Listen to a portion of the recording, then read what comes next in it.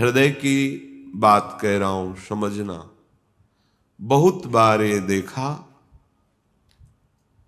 कुछ ऐसी वासनाएं होती हैं कई जन्मों की, इतनी दृढ़ होती हैं कि बहुत समय तक भजन करने पर भी, ये जब तक भगवत साक्षात्कार नहीं होता तब तक ये बनी ही रहती सूक्ष्म रूप से। अगर इनको अवसर मिल जाए तो ये पूरा वृक्ष रूप हो जाएंगे। अंकुरण वृक्ष रूप बनना देर नहीं लगता इसमें। बहुत बार प्रयास करने पर वो वासना अपने द्वारा नष्ट नहीं की जा सकती, ये देखा है। उसके लिए गुरुदेव के चरणों में, आराध्य देव के चरणों में मन से बार बार त्राहिमाम बोलकर रोना पड़ता है। ये अंदर की बात कह रहे, आगे चल के देख लेना। आर्त भाव से रोना पड़ता है, प्रभु हार गया, क्या करूं, कैसे करूं। चाह नहीं है पर वासना है। ये एक अजीब स्थिति साधन काल में देखी गई। मन से पूछ रहे तुम्हें चाह है, नहीं, पर अंदर वासना है। बड़ी अशांति का अनुभव होता। कैसे दूर होगी, क्या किया जाए। जो करना चाहिए वो तो करके हार गया, फिर भी वो जब हार गया तब पूरी दृष्टि प्रभु के चरणारविंद की तरफ गई। पर धैर्य पूर्वक, ये अनुभव की बात कहते हैं, बहुत काल तक तुम्हारा विश्वास, तुम्हारी श्रद्धा, तुम्हारा धैर्य टूटना नहीं चाहिए। कि हमने सैकड़ों बार प्रार्थना की, इतने वर्ष से मैं जल रहा हूं लेकिन मुझे शांति नहीं हुई, मेरा विकार नष्ट नहीं हुआ। धैर्य, ये शब्द याद कर लो। धैर्यवान रहना, विचलित मत होना, परिणाम में बिल्कुल निर्विकार हो जाओगे। पर वो कितना समय लगेगा ये प्रभु जाने। वो एक सेकंड में भी हटा सकते हैं। और अभिमान यदि गलित नहीं हुआ है तो कुछ समय भी लग सकता है, जलना पड़ेगा, अभिमान गलित होगा। जब आर्त भाव से पुकारोगे तब निर्विकारता की स्थिति प्रभु दे देते। फिर विकारी भोगों के बीच में रहने पर भी कोई विकार का खेल नहीं हो सकता, कोई भी इच्छा ही स्फुरित नहीं होगी, वासना ही नहीं है, चाह ही नहीं है। ये बहुत धैर्य से सुनना, ये उपासकों के लिए कह रहा हूं। आपके अंदर साधन भजन करते हुए वासना दिखाई देगी, आपको आकर्षण दिखाई देगा, उसमें दम नहीं है। वो तुम्हें परास्त नहीं कर सकती, केवल भयभीत करती रहेगी। वो भी हमारी शरणागति में बड़ी सहायक होती है, क्योंकि सब साधन करने पर अहम पुष्ट नहीं होने देती। क्या अभी देखो ये है ना, क्या अंदर से प्रश्न, क्या ये मलिन वृत्ति है ना, तो किस बात की साधना, क्या साधक हो। तो हे नाथ, अब मार्ग दूसरा नहीं,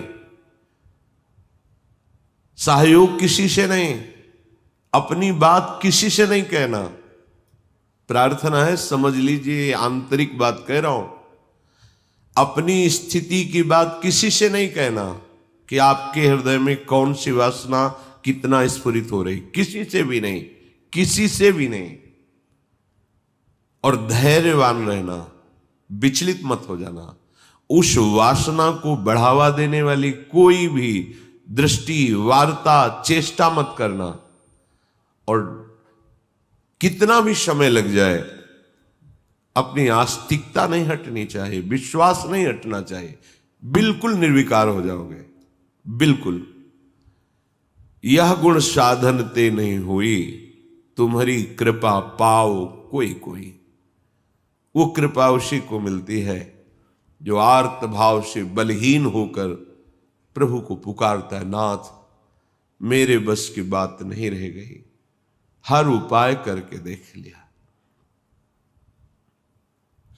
सच्ची मानिए, बहुत ये विचित्र सूक्ष्म बात है, अगर समझ जाओगे तो विचलित कभी नहीं होगे। नई अवस्था साधन मार्ग में बड़ी तीव्रता, जब देखा सूक्ष्म वासना हृदय में है। सावन का महीना था, जल पीकर सावन भर रहेंगे, देखते हैं वासना कैसे रहती है। कोई फर्क नहीं पड़ा उस पर। अन्न का त्याग करते हैं, कई वर्ष तक आलू गुड़ जो भी फलवश, कभी दूध मिल जाए, गंगा किनारे या गांव में सेव संतरा अंगूर केला, ये तो प्रश्न ही नहीं उठता। कुछ फर्क नहीं पड़ा। वो ऐसी सूक्ष्म स्थान पर बैठी रहती है अहम में कि उस पर कोई फर्क नहीं पड़ता।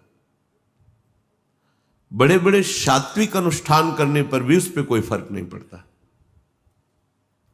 तभी गोस्वामी जी भी लिख रहे हैं, हौ हार्यो कर जतन विविध विधि अतिशय प्रबल आ जाए, तुलसीदास बस होई तबहि जब प्रभु पेरक बर जाए।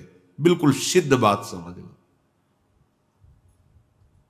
गंगा जी में खड़े होकर के आर्त भाव से पुकारते, प्रभु आप देख रहे हैं एकांत सेवन, आप देख रहे हैं संयम आहार, फिर भी ये वासना क्यों, फिर ये क्यों जला रही है? कोई उत्तर नहीं मिलता। पर दूसरा मार्ग नहीं, किसी का संग नहीं, किसी से प्रश्न नहीं। पता नहीं कैसी सलाह दे दे कि हमारा विश्वास, हमारा धैर्य विचलित हो जाए। नहीं, अपनी बात प्रभु से। प्रार्थना में बहुत सामर्थ्य देखी है। ये अंदर की बात कह रहे हैं, बिल्कुल समझ जाना। ये इसलिए कह रहे हैं, ये मार्ग बहुत फिसलन वाला मार्ग है, बहुत संभाल संभाल के कदम रखने हैं। अंत तो गत्वा ये आया कि हैं हम आपके, जैसे भी हैं वैसे आपके। अब आप देख लो, जैसे रखना चाहते हो वैसे रखो। नाथ मैं हार गया हूं, आप देख लो। कब वो चली गई पता ही नहीं चला। जिससे हम लड़ते रहे, जिससे हम जलते रहे, जिसके लिए हम साधन करते रहे, नहीं फर्क पड़ा। और जब उनके भरोसे छोड़ दिया, कब वो वृत्ति चली गई पता ही नहीं चला। इसीलिए बात कल चिंतन में चल रही थी कि अगर कोई समझ पाए तो इसे जरूर बताएं कि ये करने से नहीं होता, ये होने से होता है। बस देख लिया, मैं आपके बनने योग्य नहीं हूं, पर जैसा हूं आपका हूं। देख लो प्रभु, आप राजी हो तो राजी, मैं जलता रहूंगा, कुमार्गगामी नहीं बनूंगा, अन्य अवलंबन नहीं लूंगा, जलता रहूंगा। आप राजी हो मेरी जलन में, जीवन भर जलाते रहो। आप देख लो, अब मेरे बस का नहीं रहा, क्योंकि वो सूक्ष्म ऐसा कि वहां कोई प्रहार ही नहीं पहुंच रहा। अंतःकरण की अहम के महल में सूक्ष्मता से वो रह रहा है। जो भी करो वो बहुत पुष्ट हो रहा है। केवल हटा या हटेगा या हट रहा है तो प्रभु की कृपा से। इसलिए बड़े बड़े महापुरुषों के वचनों में दैन्यता और कृपा शब्द आता है। दैन्यता क्वाहम तुच्छा परम मधमा, कृपा हेश वृंदावनस्य, ये वृंदावन की महिमा, ये वृंदावनेश्वरी की महिमा, वृंदावनाधीश्वर की कृपा। ये अंदर से कह रहा हूं, समझ लो, एकदम समझ लो। धैर्यवान रहना, विचलित मत होना। ये न सोचना कि इतना समय हो गया अभी नष्ट नहीं हुआ, बिल्कुल नष्ट हो जाएगा, पता ही नहीं चलेगा। जैसे आप कब जवान हुए, कोई तारीख, कोई तिथि, किस दिन आपकी दाढ़ी मूछ उगी, आपने समय तारीख, ऐसे वो घड़ी भी याद नहीं रहेगी कब आप निर्वासनिक हो गए। कभी स्मृति में आएगा, अच्छा ये तो बहुत वर्षों से जलाया, वो तो अब ढूंढे भी नहीं मिल रही वृत्ति, गई। देखो प्रभु की कैसी कृपा हुई, ऐसा अनुभव होता है। श्रीपाद कह रहे कि शास्त्र और गुरुदेव के वचन करोड़ों बार समझाए जा रहे, तुम्हें समझ में नहीं आ रहा। जिससे लोक निंदा हो, ऐसी चेष्टाएं, ऐसे आचरण, तुम क्यों संयम में नहीं रह रहे? देखो, इतना तो है कि हृदय जल रहा है, पर चेष्टाओं पर अंकुश होना चाहिए। हृदय में चाहत जला रही है संसार के भोगों की, पर हम बाहर से संयोग नहीं होने देंगे। तो उससे क्या होगा? वो क्रमशः हर बार कम होती चली जाएगी, शांत होती चली जाएगी, पर पूर्णतया निर्विकार स्थिति ये भगवत कृपा से होती है। मनागपि च नोत्सहे हत मनो युवत्या हृतम निरोधुमत ईदृशम किम विताश वृंदाटवी। ए भाई, अपने भाग्य को नीचा मत गिराओ। माया के द्वारा अपरहित मन से अधर्माचरण मत करो, बहुत पछताना होता है। प्रमाद स्थिति में समझ में नहीं आता, गलती हो जाती है। जब गलती हो जाती तो उत्साह नष्ट हो जाता है, तो लगता है अब क्या, फिर वो गलती पे गलती, गलती पे गलती करता हुआ, फिर उसको लगता है इसके बिना तो मैं जी ही नहीं सकता। गया हतभाग्य, नीचे गिर गया, भाग्य नष्ट हो गया उसका। जो मनुष्य जीवन, दिव्यता, भगवत तत्व का बोध, भगवत प्रेम प्राप्ति, जगत मंगल करने वाला, वो गिर गया। जहां हमें ये बनना चाहिए था, वहां हम वासना के अधीन हो गए। श्रीपाद कह रहे हैं, अगर कोई रोक सकता है मुझ पतित को, निरुद्ध मत ईदृशम किम विताश वृंदाटवी, तो मुझे वृंदावन रोक सकता है। श्रीपाद की निष्ठा धाम की अद्भुत है। ये धाम मुझे निर्विकार कर देगा। हिया फिरे स्वार्थ आपने, भजन गए फिरे बाह। श्री ध्रुवदास। वृंदावन का जिसको अनुभव हुआ तो देखा है कि वृंदावन का आश्रय ले ले तो धीरे धीरे वो हृदय को निर्विकार कर देता है, प्रिया प्रीतम में कर देता है। यहां से बाहर जो आते जाते जन अनुभव करें, यहां एक आते ही एक दिव्यता है, एक अलौकिक निर्विकार की स्थिति अपने आप यहां है। बाहर निकलते ही वो भजन, वो आनंद, वो चिंतन अपने आप हट जाता है, क्योंकि त्रिगुणात्मिका माया का प्रवाह है। ये धाम है। जो निरंतर धाम में वास करते हैं, अगर वो सावधान होकर के रहने से रहे, तो श्रीपाद कह रहे हैं कि राधा कीर्ति सुधा रसेन रसना, रात्रिं दिवं पूर्यता,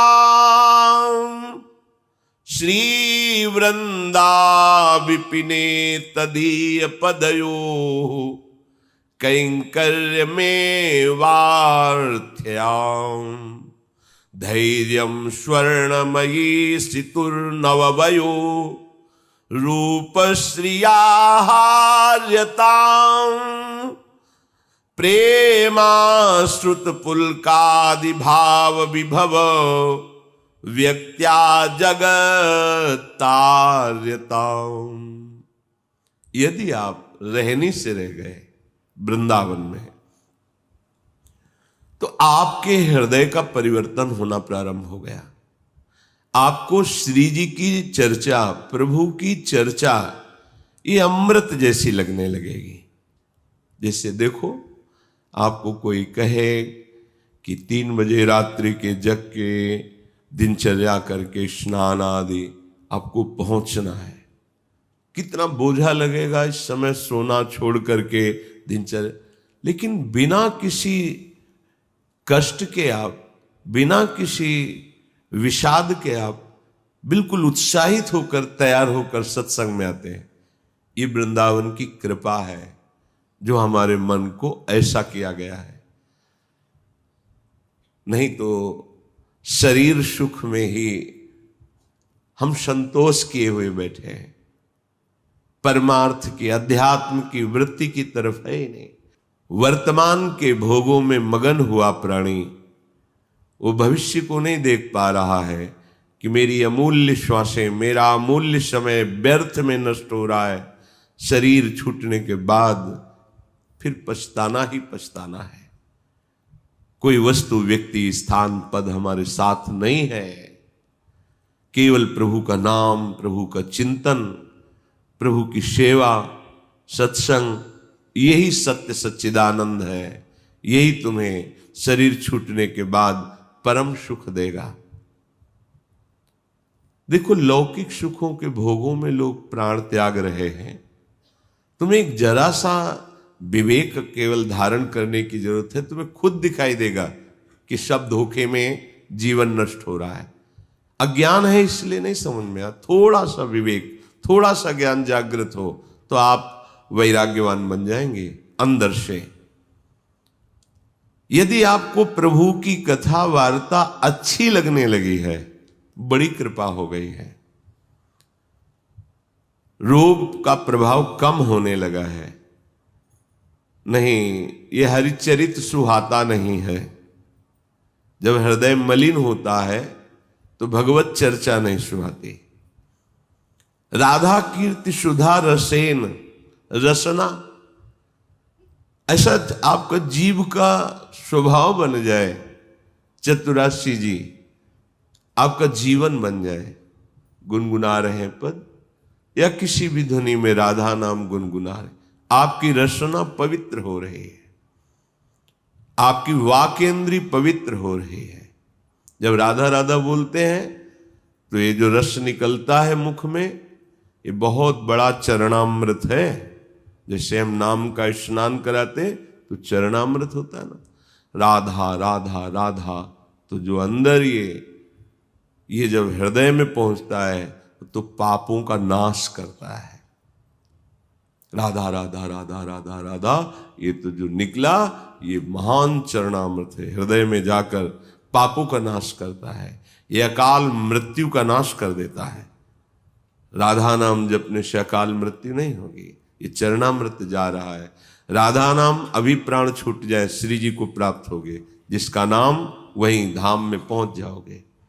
राधा नाम चल रहा है, कोई तुमसे भूल चूक हो गई, असत क्रिया हो गई, तत्काल भस्म हो जाएगा, उसका दंड नहीं भोगना पड़ेगा। इसका मतलब ये नहीं कि हम उत्साहित होकर पापाचरण करें, नहीं। कोई असावधानी, कोई त्रुटि, तत्काल वो जमा नहीं होगा, जाके कर्म वो जमा नहीं होगा, उसी समय भस्म हो जाएगा। विशेष है तो उसी समय आपको दंड मिल जाएगा। आप चबेटा लगा, गिर गए, आपको ठोकर लगी, अब कुछ हुआ, तत्काल शरणागत के लिए हिसाब आगे नहीं रखा जाता। तत्काल जलन हुई, तत्काल कोई चोट लग गई, तत्काल कोई कटु वचन बोल दिए, हृदय जला, शांत, वो पाप नष्ट। रात्रि दिवम पूर्यताम, पूरा समय जो जागृत का है, प्रभु की महिमामयी लीलाओं को गुनगुनाते हुए, श्रवण करते हुए। देखो कितना बढ़िया कलयुग की कृपा है। आप अपने घर में सत्संग चला के रख दे, पूरे कार्य करें, वो वातावरण भागवतिक और शब्द सत्संग के पढ़ रहे हैं। जैसे एकाग्रता पूर्वक सुने तो और अच्छा है, पर भजन करने में मन भागता है। अगर सत्संग चला को और फिर भजन करो तो जब भागेगा तो दो बातें हो रही, एक तो नाम चल रहा है और दूसरा सत्संग चल रहा है, तो जा नहीं पाएगा। उसे घेरो पहले, वास्तविक जो भजन का आनंद आएगा वो तो तब खुद अपने आप फिर इच्छा नहीं होगी। ये होगा कि जो नाम चल रहा है उसी को सुने, उसी को देखें, उसी पर। ऐसी स्थिति तक पहुंचने के लिए ये अच्छा है साधन कि सत्संग चला के बैठ गए।